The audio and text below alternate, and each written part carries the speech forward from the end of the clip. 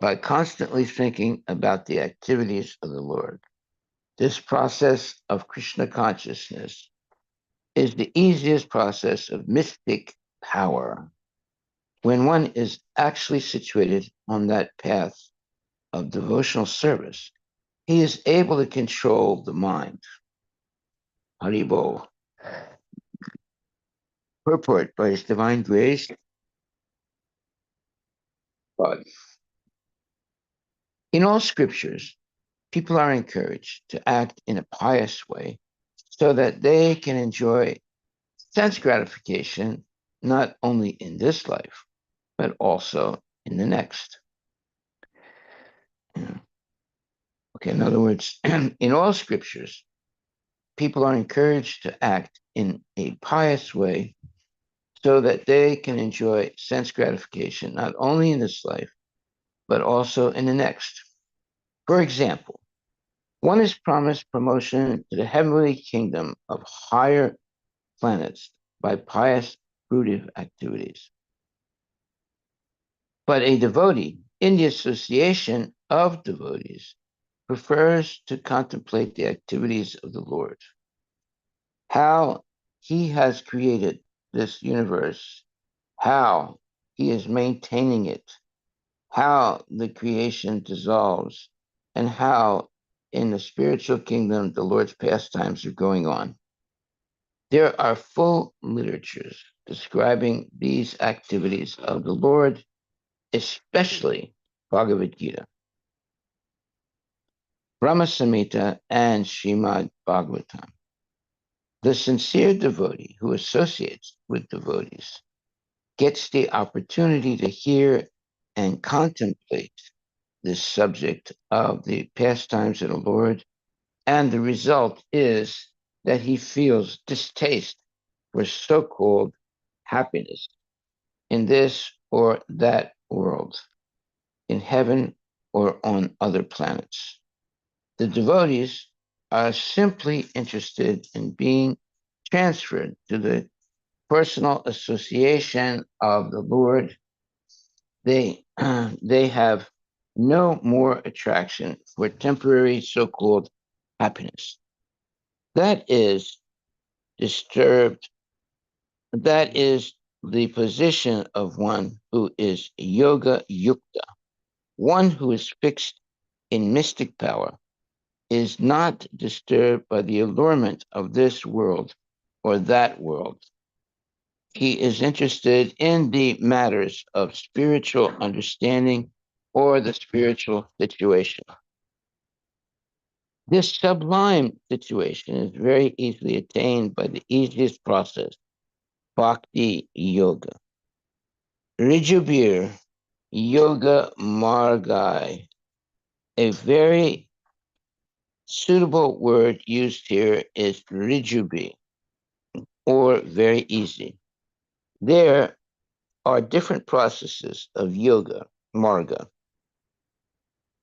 Yoga marga means the path of yoga, attaining yoga perfection. But this process,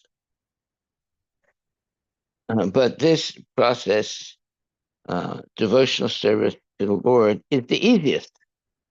Not only is it the easiest process, but the result is sublime. Everyone, therefore, should try to take this process of Krishna consciousness and reach the highest perfection of life. Srila Prabhupada Ki Jai. So let me read this verse again. This is Canto 3, Chapter 25, verse number 26. Thus, consciously engaged in devotional service in the association of devotees, a person gains distaste for sense gratification, both in this world and in the next, by constantly thinking about the activities of the Lord. This process of Krishna consciousness is the easiest process of mystic power. When one is actually situated on that path of devotional service, he is able to control the mind. Haribol. Okay. Uh, What is of utmost importance is the association of genuine devotees. Then one can learn so many things about Krishna. One can contemplate the activities of the Lord, how he has created this universe, how he is maintaining it, how the creation dissolves, and how in the spiritual kingdom the Lord's pastimes are going on. These are important things to know. The more you know about Krishna and his pastimes and his devotees and uh, his abode and all these different things, one makes spiritual advancement and is no longer interested in mundane literatures or other mundane activities. The devotee wants to use every second of life being Krishna conscious. And Krishna has especially established many uh, bona fide spiritual literatures so that there's a lifetime of knowledge by which a devotee can be uh, completely engaged in. They don't have to read books. And you go to a library, there are thousands and thousands of books. And most of them, if not all of them, are nonsense. But if we just read carefully Bhagavad Gita and Srimad Bhagavatam, uh, that's enough to go back to Godhead. You don't have to read any other book. It's made very easy. We don't have to read many books. Uh, mm, when we read many books, we basically get confused because if the question is asked, and then a person who's read many books, they'll give so many opinions about uh, this thing in this book and this thing written by not someone else and so forth. But they don't give a straight answer on what is the truth. They say, well, so and so says this and so says that. Uh, so they'll be repeating different people's opinions, but not the actual truth. The actual truth is given by Krishna himself to Arjuna, and by instructing Arjuna, he's also instructing us. He's speaking to us also.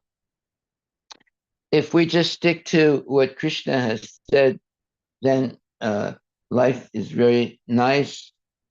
We'll be happy, and we won't be taking tangents of speculation in our life.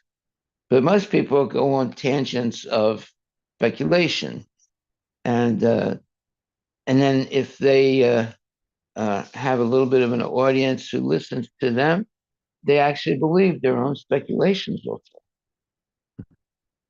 because they were able to convince some other, let's say, uh, some other people about their speculations. So therefore, you have so many different, let's say, sadhus, and everybody's got different opinions, but opinions don't really help. What helps is the truth. And the truth is given by Krishna to Arjuna. So if we just focus on the Bhagavad Gita and the Srimad Bhagavatam, we will not go off on a tangent of speculation. We'll stick to the gospel truth. Okay, so uh, what do we have to learn exactly? Well, a devotee in the association of devotees prefers to contemplate the activities of the Lord, how he has created this universe, how he is maintaining it, how the creation dissolves, and how in the spiritual kingdom the Lord's pastimes are going on. There are full literatures describing these activities of the Lord, especially Bhagavad Gita, Rama Samhita, and Srimad Bhagavatam. Well, these are the three principal shastras that we should be reading: Bhagavad Gita, Rama Samhita, and Srimad Bhagavatam. The sincere devotee who associates with devotees gets the opportunity to hear and contemplate the subject of the pastimes of the Lord, and the result is that he feels distaste for so-called happiness in this or that world, in heaven or on other planets. The devotees are simply interested in being transferred to the personal association of the Lord. They have no more, well, if you're always hearing about the Lord, as we are every day, then we're in the personal association of the Lord. Some people get the newspaper, and the newspaper is delivered to them every morning. Or they open the television or the radio to hear the news every day. Uh, so that is their shastra. Their shastra is speculations in the news and in the newspapers. So one time there were these uh, coal miners, and every day they would go down in the coal mine, which is dark, and it's got bad smells. And by the time they finish work, they come back and they're full of soot, black uh, things in their face and their body, and they have to take a bath. And so one time this preacher was explaining to coal miners what hell is. He said, it's dark. And there is uh, uh, there's dirt all over the place, and this and that, and so the coal miners were not at all phased by it. Why? Because every day they go into the coal mine and it's dark, and there's bad smells. There's gas and things like that, and so forth. So, but then the preacher could see that the coal miners were not scared, right? He was trying to scare them. And then he says, and there's no newspapers in hell. And that really got everybody, woke up, and I said, what? No newspapers. Oh my God, it's hell. Because what do they do? They read the newspaper every day. That's the Shastra. They want to know what's happening in the world, all the nonsense that's happening in the world.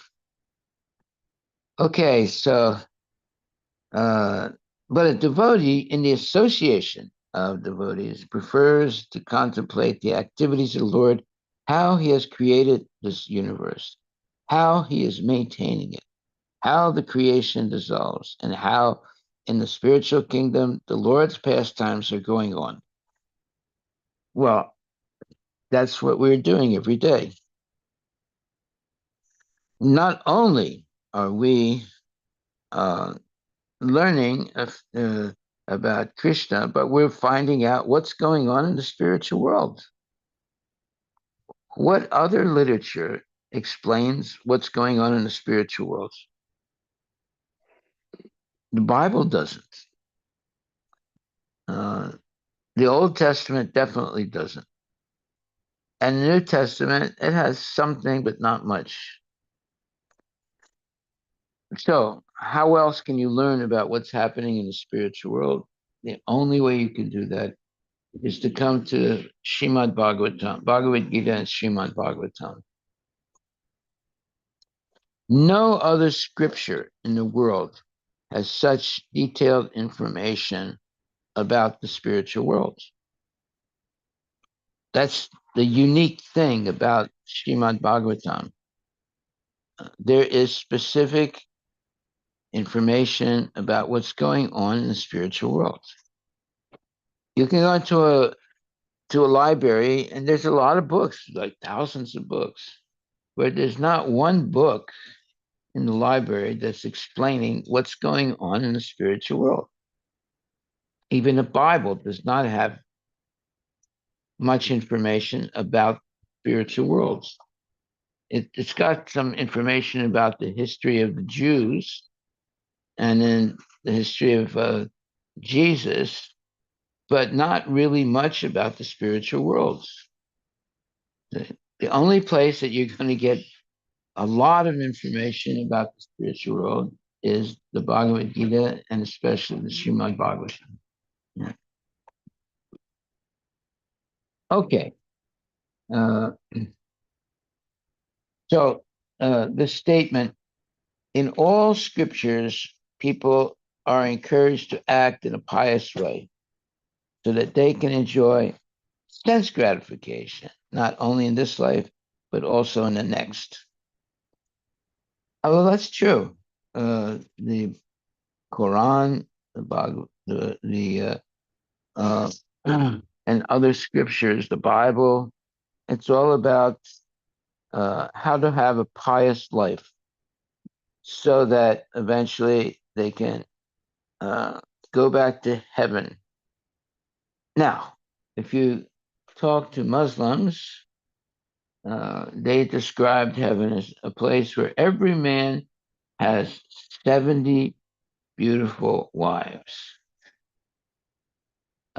So one day, this one uh, lady who was a Muslim, one day she asked the question. It said, "Well, how about us? How many husbands do we get in Jannah, in the spiritual world?"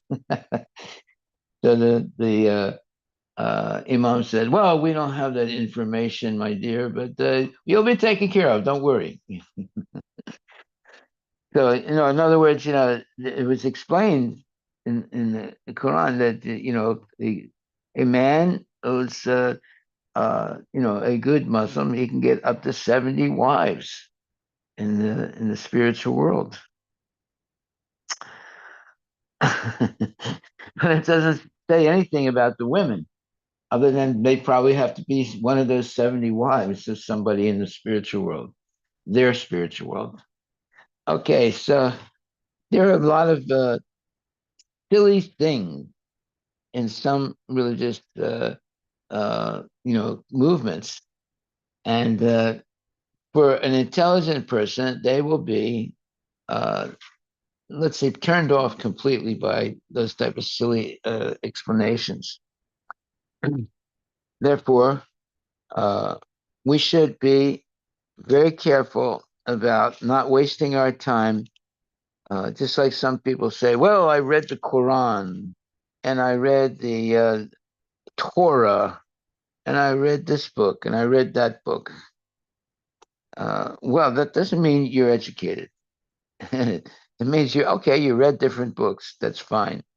But can you answer specific questions like, what is the purpose of life? Well, they'll say, well, the purpose of life is to not hurt anybody and live a pious life.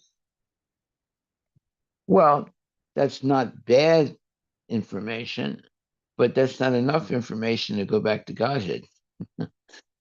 So, uh, a dog doesn't bother anybody usually and doesn't bite anyone. I mean, some dogs do, but most dogs are gentle if they're fed regularly.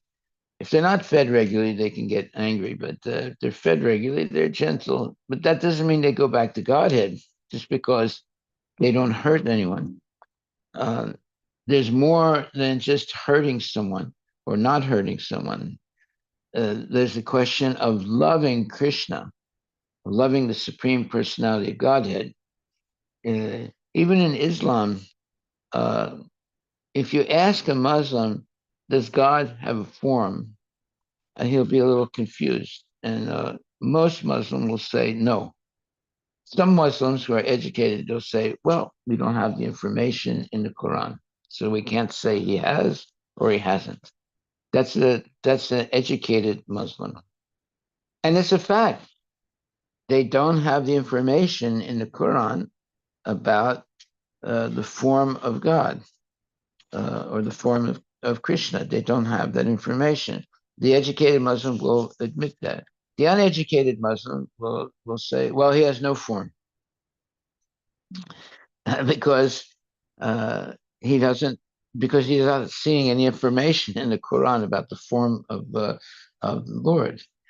So therefore, if you are studying a scripture in which there's very little information about the form of the Supreme Person of Godhead and his transcendental pastimes in the material world and the spiritual world, well, you're missing a lot of information that is necessary in order to develop love of God.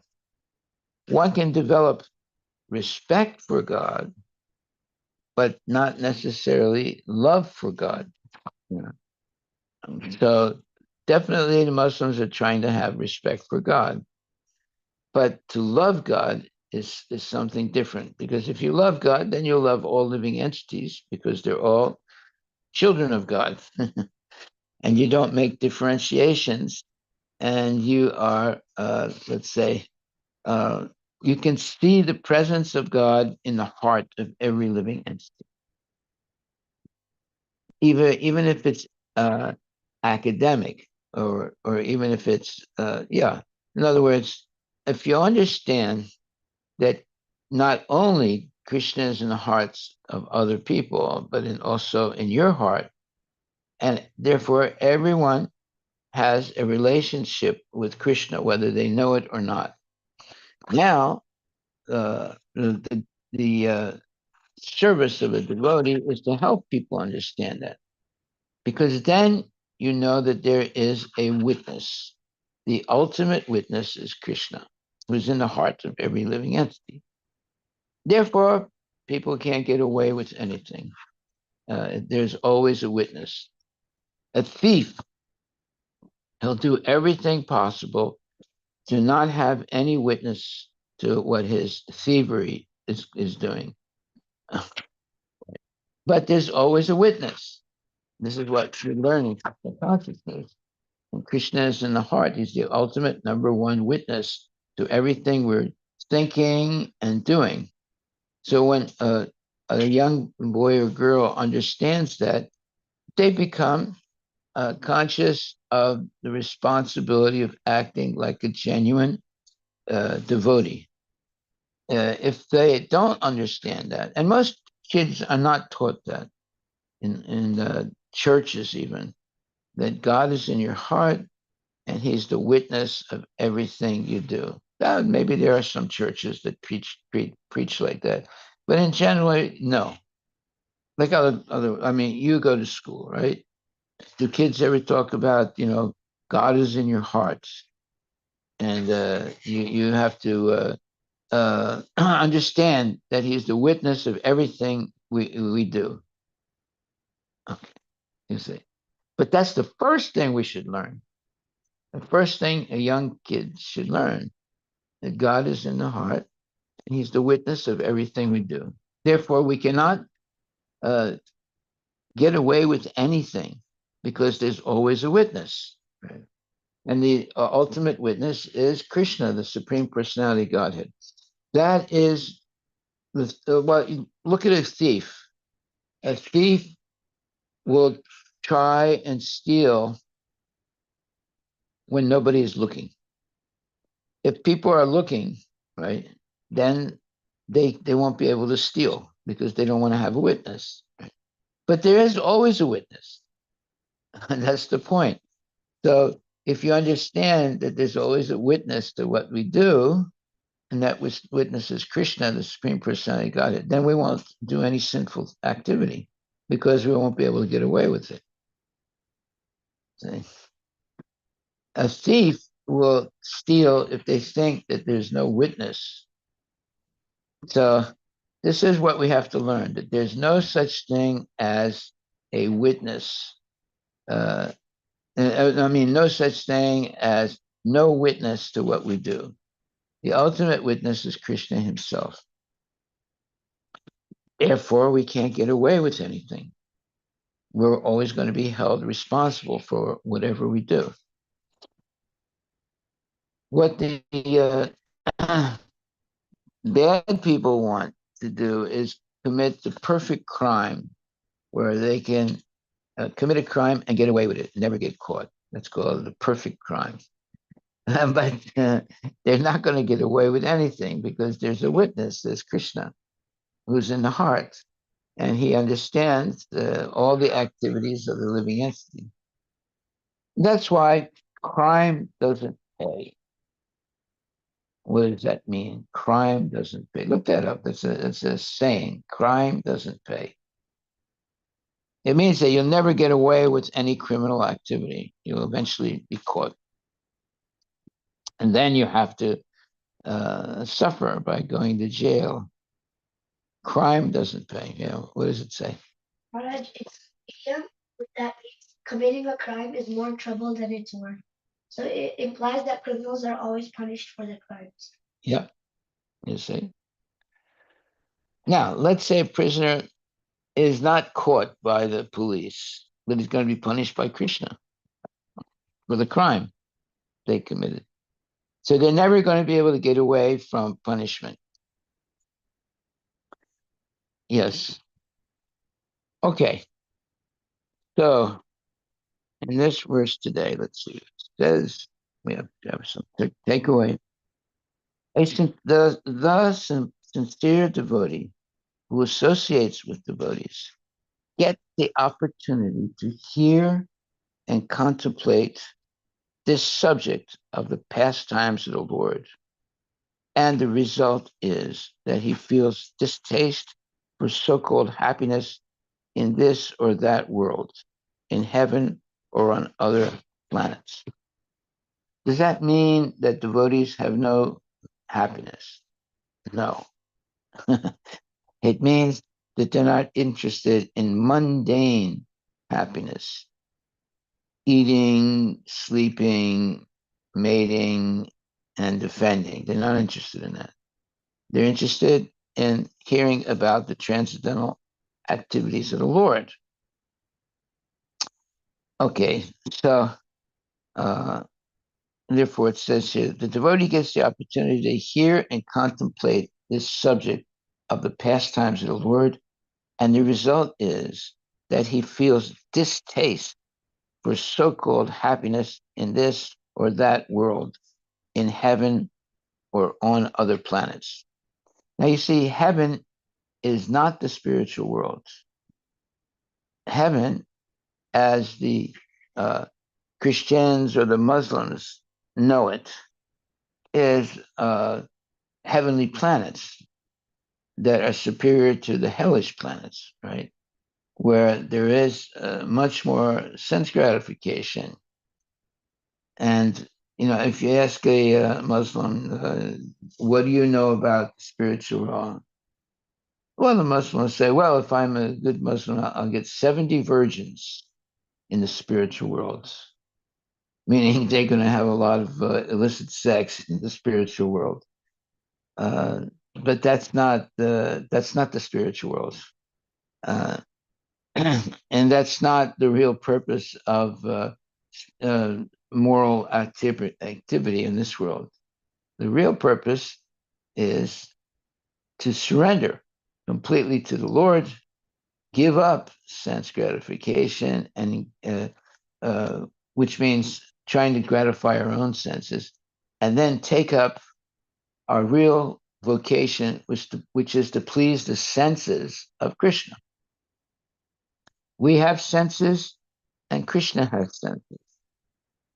Therefore, a materialist is going to engage always in satisfying their own senses, and a devotee is engaged always in trying to please the senses of Krishna. So therefore, there's arati ceremony, there's singing for the pleasure of the Lord, there's dancing for the pleasure of the Lord, and so forth. So, uh, is there sense gratification in the spiritual world? Yes, but the sense gratification is for Krishna. Is there sense gratification in the material world? Yes, but it's selfish sense gratification for oneself. When we engage in pleasing the senses of Krishna, our senses will also be satisfied. But through the, let's say, the uh, activity of pleasing the senses of Krishna. And how is that? Well, Krishna is the owner of all the senses. So therefore, if we please Krishna's senses, then our senses will also be satisfied. If we ignore Krishna and his senses and just try to please ourselves, then we will become punished by the laws of nature. Why are there laws of nature like that? Like, for example, if one engages in sense gratification, they will also suffer they will also have material suffering. That's a law of nature. Now, most young people don't know that. They think that they can do anything they want and they're not going to suffer.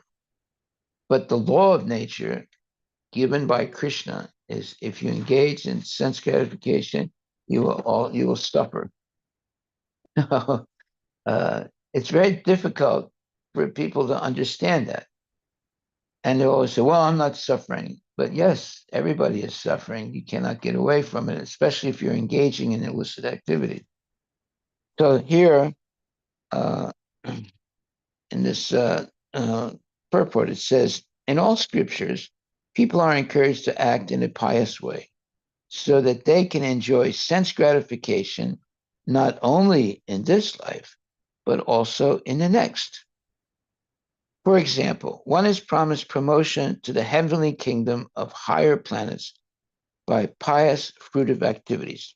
So that doesn't mean that you go to the spiritual world. That means that you are promoted from having a horrible sense of gratification in the lower material planets to having better sense gratification in the higher material planets, but you're still in the material world, right?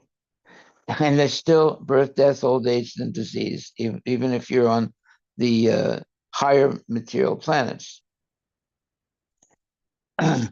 However, uh, but a devotee in the association of devotees prefers to contemplate the activities of the Lord, how he has created this universe, how he is maintaining it, how the creation dissolves, and how in the spiritual kingdom the Lord's pastimes are going on.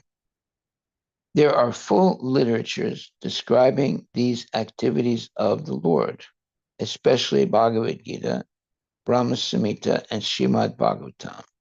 The sincere devotee who associates with devotees gets the opportunity to hear and contemplate this subject of the pastimes of the Lord.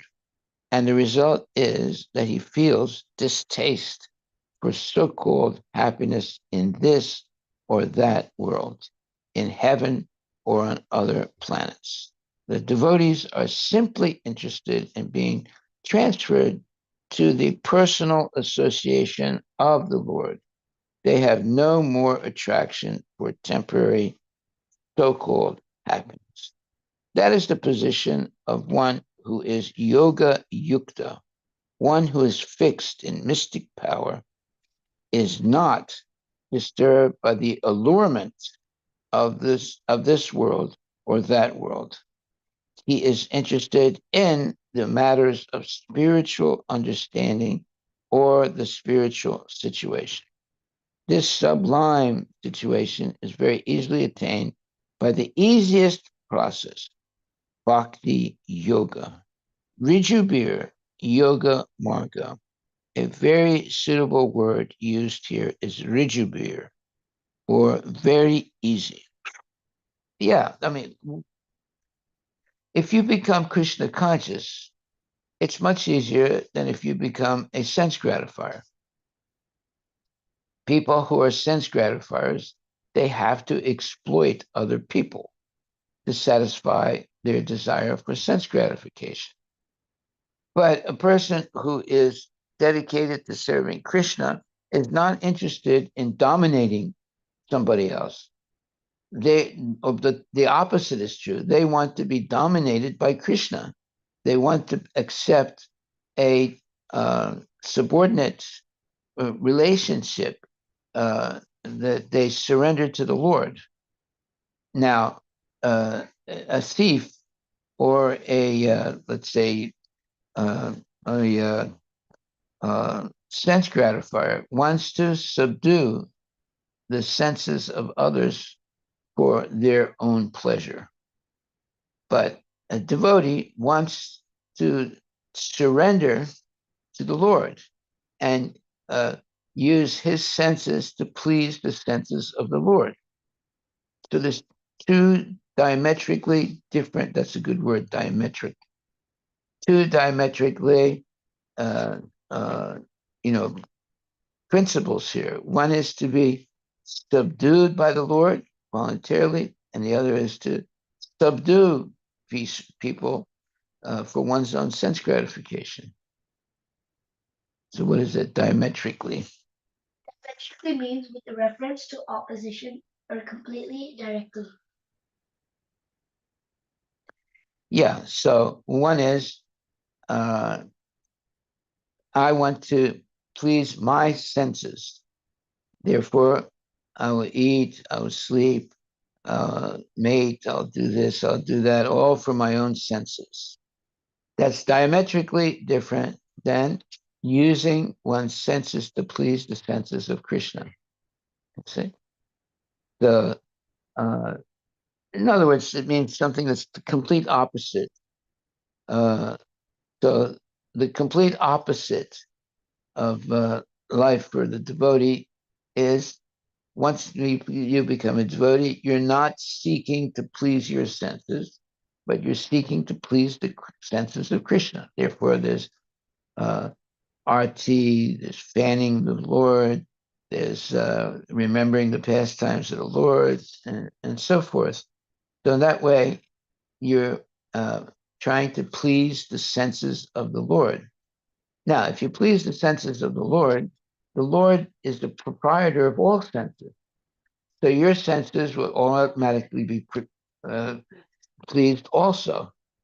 But if you uh, disregard the Lord and just try and please your own senses, then you'll be caught in the net of Maya and you'll suffer unnecessarily.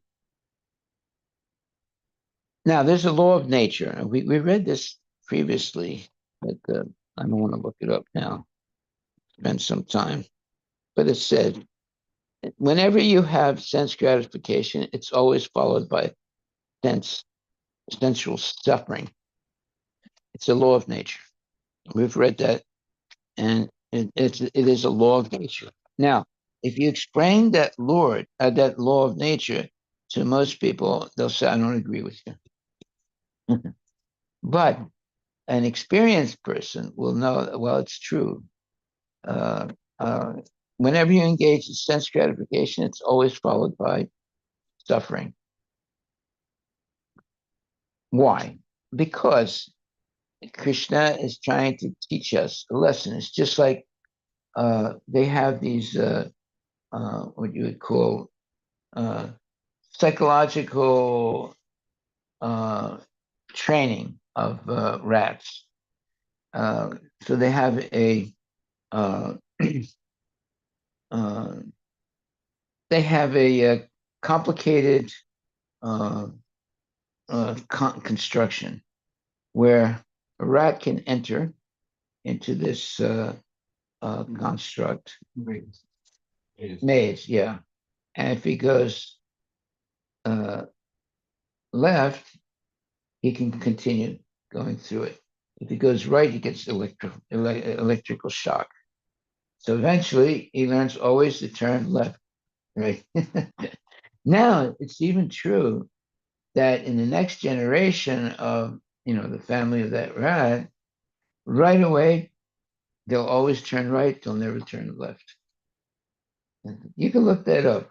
You know, Pavlov was uh, a scientist of psychology, and he did experiments with rats, and he built this maze where a rat will enter, and if it goes left, he gets shocked. If he goes right, he can go through the construct. His name was Pavlov. He was a psychologist. So he experimented with rats to understand some things about human beings, psychology of human beings. What does it say? Maharaj said the Pavlov rat theory, also known as Pavlovian fear conditioning, is a method for studying how rats learn to fear a mutual stimulus by pairing it with an aversive stimulus. Okay, I mean, sort of mumbled a little bit. Read it slowly. Pavlov rat theory, Pavlov rat theory, right? Okay, good. also known as Pavlovian fear conditioning, Pavlovian what? fear conditioning, Fear conditioning. Okay. is a method for studying how rats learn to fear a neutral stimulus by pairing it with an aversive stimulus. And women, say that again. How rats learn to fear a neutral stimulus by pairing it with an aversive stimulus. Aversive stimulus? Aversive. Yeah, aversive stimulus. This theory is based on classical conditioning, which is a learning theory that describes how organisms adapt their behavior based on their environment. Yeah, so he had a maze. A maze is like a complicated construct. And whenever the rats turned, let's say, left, they would get an electric shock. And if they turned right, they wouldn't get the electric shock. Then they could proceed in the maze. Okay. So it was a psychological experiment by Pavlov. And the same thing is for human beings. Whenever a human being engages in a sense gratification, eventually there will be suffering. Now, who has organized that human rat experiment? Krishna. Every time you engage in sense gratification, it's going to be followed by some kind of suffering. Right? Now, it's law of nature. And we actually experience it, but we don't realize that it's a law of nature. We think that, being in ignorance, we don't understand why it's happening. But it is happening. That's why it says crime doesn't pay. If you become a criminal, you'll eventually get caught and you're going to have to suffer. Right? There's no such thing as the perfect crime where you get away with criminal behavior. You're eventually going to get caught. And the ones who don't get caught, when they die, they suffer tremendously. So it's better to get caught in this life and suffer. See? But if they somehow or other get away in this lifetime, after they die, the suffering is 10 times, 100 times worse. Yeah. Okay. So therefore, the Pavlovian psychology, he developed some theories by experimenting with rats. the But basically, that's in the Bible. So Bible is always talking about morality. If you don't do this and don't do that, and you won't suffer. And if you do this and you do that for the Lord, then you won't suffer. Right? So is that true? Yeah, it's true. Is that enough to go back to Godhead? No, it's not. The only way one can go back to God is if you genuinely develop love for Krishna. So now we're not talking about rats, you know, getting buzzed by an electric shock or not. We're talking about actually developing love and devotion for Krishna. That cannot be taught to rats, but a human being can learn that if they're in the right association. However, to condition people not to commit sinful activities, well, that's why they have the police and that's why you have jails, right? Does that mean they become rehabilitated? No. Most criminals are recidivative. In other words, after they get out of jail, they continue stealing again or committing criminal activity. Some of them learn their lesson, but most of them don't. And that's why they're called it's recidivative. It's a good word, recidivative.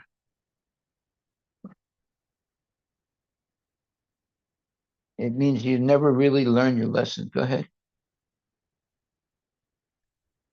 Recidivative.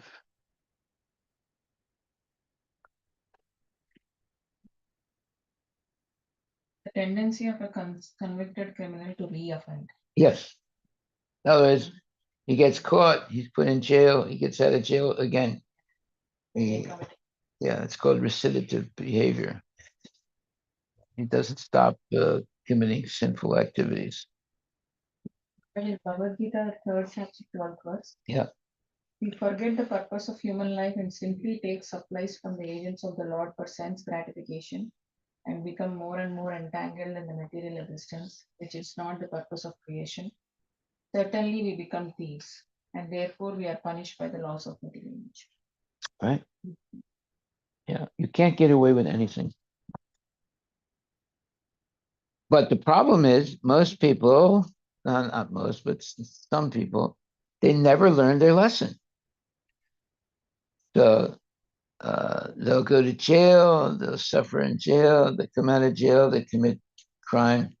And some criminals, they purposely commit crimes so they have to go back to jail again because in jail they have 3 square meals a day, they don't have to work, they can have well, I mean, it's like being on a in a in a what you would call like a vacation, because you don't have to worry about where you're going to sleep. You don't have to worry about eating. You don't have to worry about anything. You just and you can work out and build up your muscles, and you can exercise, and you can learn things, and so forth. So they sometimes they purposely once they get out of jail, they'll purposely commit crime again so that they can go back into the jail where everything is given to them.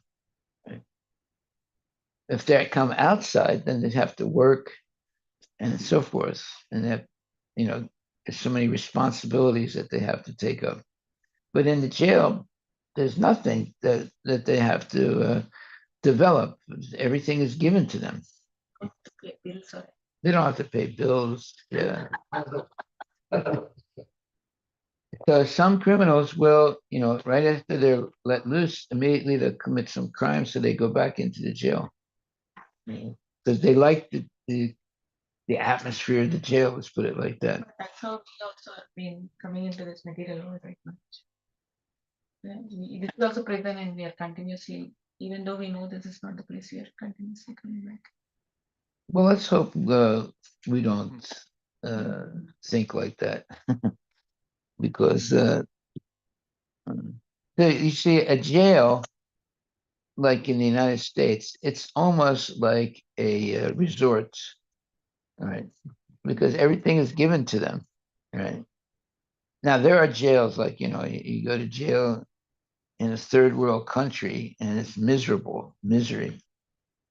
there's one toilet and 50 people in the jail with one toilet, and the toilet doesn't work properly, so the stool is always coming back. It's not you flush the toilet and more stool comes out rather than going away. So that's not very good. You go to some third world countries, and jail is like hell.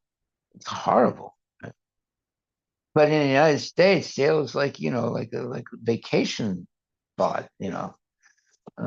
Everything is given to the thieves, to the jail people.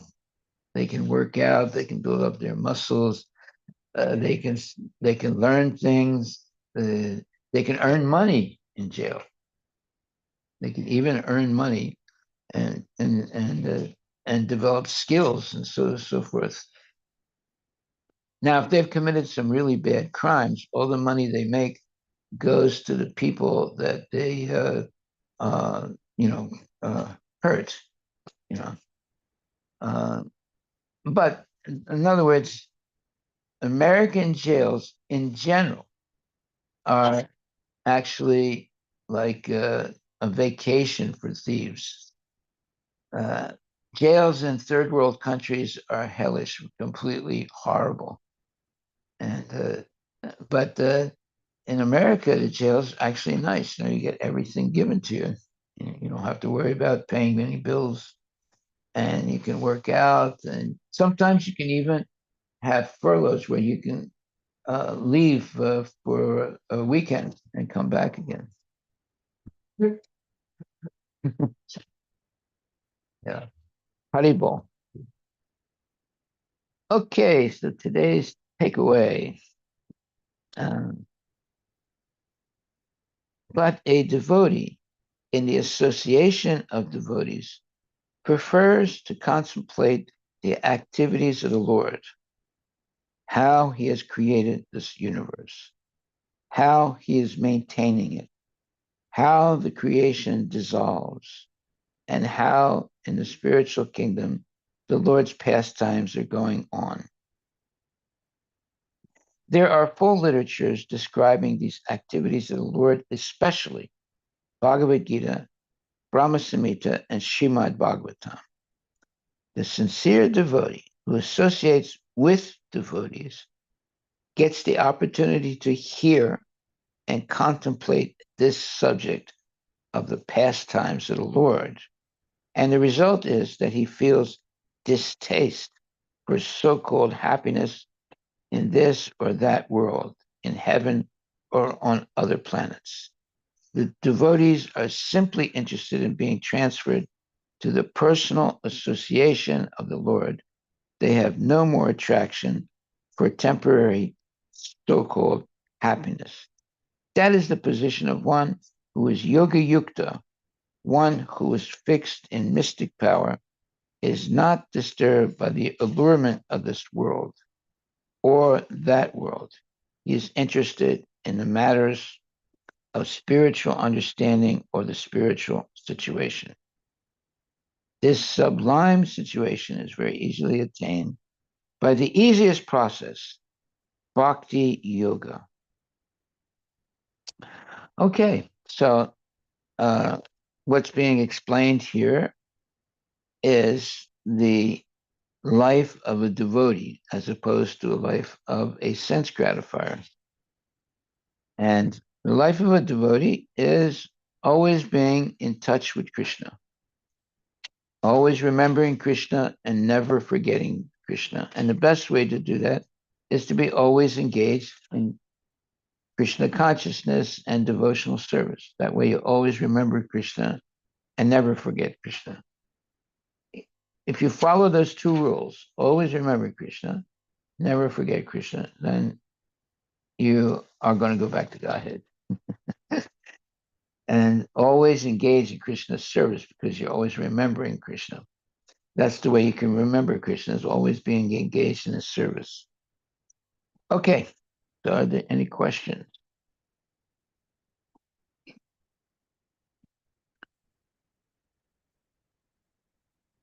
Another important statement here in this purport is Rijabir Yoga Margai. A very suitable word used here is Rijabi, or very easy. There are different processes of yoga, Margo, or the process of yoga, attaining yoga perfection. But this process, devotional service to the Lord, is the easiest. Not only is it the easiest process, but the result is sublime. Everyone, therefore, should try to take this process of Krishna consciousness and reach the highest perfection of life. Well, we should meditate on this today. This is Krishna consciousness is the easiest process by which you can go back to Godhead in this lifetime. So we should take it up sincerely. And success is guaranteed. You want something that's guaranteed? Well, you're guaranteed to go back to Godhead if you take up the process of Krishna consciousness seriously. Hare Krishna, Hare Krishna, Krishna Krishna, Hare Hare, Hare Ram, Hare Ram, Ram. Real easy. You just chant Hare Krishna, dance, take as much prasadam as you like, and hear about Krishna uh, several times during the day. And remember at least one thing. So today's takeaway is, but a devotee in the association of devotees prefers to contemplate the activities of the Lord, how he has created this universe, how he is maintaining it, how the creation dissolves, and how in the spiritual kingdom the Lord's pastimes are going on. Well, now compare that to, your coworkers or your friends in school. Are they uh, concerned about how Krishna has created the universe, how he's maintaining it, how the creation dissolved, and how in the spiritual kingdom the Lord's pastimes are going on? Zero. In fact, minus zero. So you can only have this kind of association when you're with devotees. Haribol. Thank you very much. I uh, I end my what do you call my uh, I end my purpose here. My purpose is that we all become Krishna conscious. So, Haribol. This is why we're reading Bhagavad Gita and Srimad Bhagavatam every day. So we don't forget what our relationship with Krishna is and who Krishna is. So that the main thing they're interested in life is to please Krishna and Guru. Then we'll have a peaceful and happy life. If our main purpose in life is to make as much money as possible, and it doesn't matter how we do it, it's going to be a very difficult life, a very difficult life. But some people make God, money as their God, and other people use money to please God. You see, so there's still money, but uh, there's a saying by Mark Twain, money is a good servant and a bad master. So if you use it in service to Krishna, okay, that's good. But if you just use it for sense gratification, then money is like a curse. Yeah. Haribol, thank you very much. All glories to Prabhupada. Always remember Krishna, never forget Krishna. If you follow those two rules, all your problems are over. Hare Krishna, Krishna Krishna, Hare Hare. Hare Rama, Rama Rama, Hare Hare. So the real blessing is to be able to remember Krishna 24 hours a day. That should be our goal. Hare. And the only way you can do that is if you're in the association of devotees That's why association of devotees is so important. If you're in the association of materialists all the time, you're not really going to remember Krishna all the time. But if you're in association of devotees all the time, well, you'll be thinking of Krishna all the time. Haribol, Haribol, Haribol.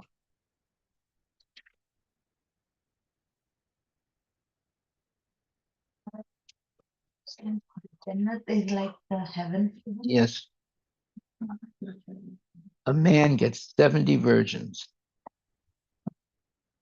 So one lady, Muslim, she asked the Imam, said, "What do we get?"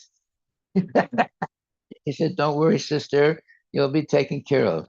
That was his answer. But they call it a spiritual world, Maharaj. What? Do they call Jannat? Jannat? No, Jannat is heaven. They call it heaven. Yeah. Well, they say Jannat. Yeah, but they're referring to heaven. Living on the heavenly planets where you have 70 virgins. Yeah. But that's only for the men. Yeah. And they're not kidding. That's the belief. Right? But we're more interested in Goloka Vrindavan, where everybody is having transcendental relationships with Krishna. We don't need 70 virgins. Haribol. You see how gross it is, eh? They promise you 70 virgins, if you strap a bomb on your body and you go blow it up and kill a lot of Americans, you go to the heavenly world, you had 70 virgins. That's so gross and horrible, but they believe it. So that, in one sense, Muslims are really great preachers because they can convince someone to strap, a bomb on their body and blow themselves up, believing that, after they die, they'll go to some heavenly planet and they'll have 70 virgins. I mean, that's crazy. But you can see how some Muslim preachers are powerful enough to convince a poor man to do that. We don't try and teach people to blow themselves up, right? So they can kill other people. We are also, teaching people to kill other people, but not kill the person, kill their desire for sense gratification. So we're also killing, right? But we want to kill the desire for sense gratification. Right? So it's a big difference between teaching someone to strap a bomb on their body and going to a public place and blow themselves up to kill the Americans or whatever. So they're killers and we're killers, but our killing is best because it benefits everyone. Haribol. And the translation, it says the first line, thus consciously engaged in devotion service in the association of devotees. So consciously means like attentively or purposefully or consciously. Yeah, well, conscious means you're aware of something. So that means that you're paying attention to engage in devotional service. So you're paying attention to every detail of positive devotional service. So now you're consciously engaged. So you're going to chant your rounds, 16 good rounds every day. Take 2 or 3 baths a day. You're going to attend classes. You're going to, do all these different. You're going to eat only prasadam. So now you're consciously engaged in devotional service. You're not a robot. You're not, in a stupor. No, you're conscious all the time, right? Of trying to please Krishna. That's the whole point, and being respectful to devotees and to all living entities. So you're conscious all the time. Haribol. Now, the people that take drugs, it clouds their consciousness, right? That's why they can do crazy things. Just like, someone drinks a lot of alcohol and then gets into their car and they have an accident and they kill like a family of four people, mother, father, and two children, and then they come in front of the judge and they plead uh, that they were they plead the fact that they were unconscious when they were not consciously aware. So to try and make a plea of committing this crime when they were not consciously aware. It doesn't work, that plea, but they try. But why did they drink liquor or why were they high on marijuana when they had the accident? So no, they're held responsible. But sometimes they try and make the plea that they were not consciously aware of what they did. Right? In a few like instances, they might get away with that plea in the jail in the court, but normally it's not an excuse that's valid. Now let's say they were uh, purposely drugged by someone else, and then they committed a crime. There might be some, wiggle room in that situation, because they were purposely drugged and more or less forced to commit a crime. But they're still going to be jailed and they're still going to have some suffering. But the main thing is that we should always be conscious of what we're doing. And conscious of what? Conscious that Krishna is the observer and the witness of everything we do. So it's impossible to get away with any type of illicit activity. Hare Krishna. That's the first thing that children should know. You can't get away with anything. Some people never learned that lesson. I was speaking to this one man. He was a devotee, and he was cheating on his wife. And I said, "Well, why did you do that?" I said, "I thought I could get away with it." You can't get away with anything.